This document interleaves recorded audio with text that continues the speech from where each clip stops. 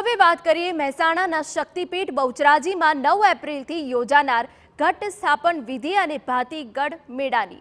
9 એપ્રિલે ચૈત્રી નવરાત્રિનો પ્રારંભ થવા જઈ રહ્યો છે, ત્યારે શક્તિપીઠ બહુચરાજીમાં માની ઘટ સ્થાપના વિધિ થવાની છે અને આ પહેલા આવતીકાલે બપોરે 12 કલાકે પ્રક્ષાલન વિધિ યોજાશે, જેમાં મંદિરના ગર્ભગૃહ, બાલાયંત્ર સહિત માની 7 દિવસીય સવારીની પ્રક્ષાલન વિધિ કરાશે। શાસ્ત્રોક્ત વિધિ વિધાન મુજબ વૈદિક મંત્રોચ્ચાર સાથે આ ઘટ સ્થાપન કરવામાં આવશે। તો આ પછી 16 એપ્રિલે ચૈત્ર સુદ આઠમને લઈ રાતે માની પાલખી યાત્રા પણ નીકળશે, જે બાદ રાત્રે 12 કલાકે નવખંડ પલ્લી પણ ભરાશે।